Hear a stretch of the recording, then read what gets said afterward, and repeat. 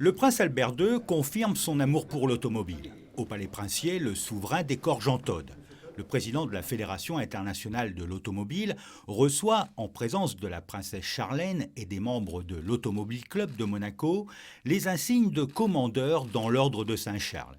Il s'agit d'une récompense civile et militaire. C'est aussi la plus élevée des distinctions monégasques, l'équivalent de la Légion d'honneur en France.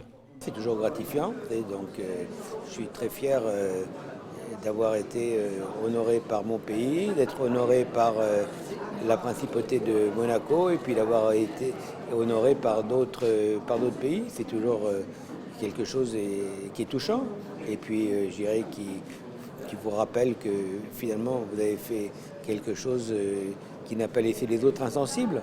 Dans le cadre du rallye Monte-Carlo, Jean Todt est par ailleurs l'invité exceptionnel du Monaco Press Club.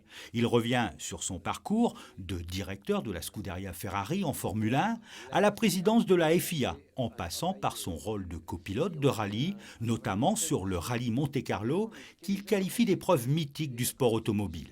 C'est un rallye merveilleux parce que c'est déjà un rallye très particulier, puisqu'il est très lié aux conditions météorologiques. Donc jusqu'à la dernière minute, on ne sait pas comment ça va se passer pour les choix des pneus, pour les conditions climatiques sont absolument prioritaires et parfois souvent déterminent le vainqueur. Convaincu que la mission de la FIA ne se limite pas à la F1 et au rallye, Jean Todt s'est lancé dans un combat de longue haleine en faveur de la sécurité routière. Un fléau comparable à ses yeux au sida, à la malaria ou encore à la tuberculose.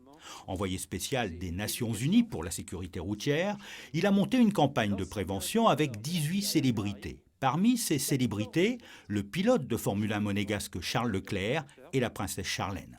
C'est une campagne qui se développe dans plus de 1000 villes, 90 pays. Elle est également membre du High Level Panel de la FIA en matière de sécurité routière. Elle sera d'ailleurs présente lors de la prochaine réunion qui aura lieu à Stockholm à l'occasion d'une réunion interministérielle où les États membres des Nations Unies seront présents et je suis ravi qu'elle puisse éclairer de par ses connaissances et par sa présence. L'autre cheval de bataille de Jean Todt, la prévention de l'environnement. C'est sous sa présidence, par exemple, que la Formule 1 a vu le jour en 2014. La compétition électrique accédera au rang de championnat du monde dans quelques mois. Le but est d'inciter les gens à acheter des véhicules électriques dans les villes.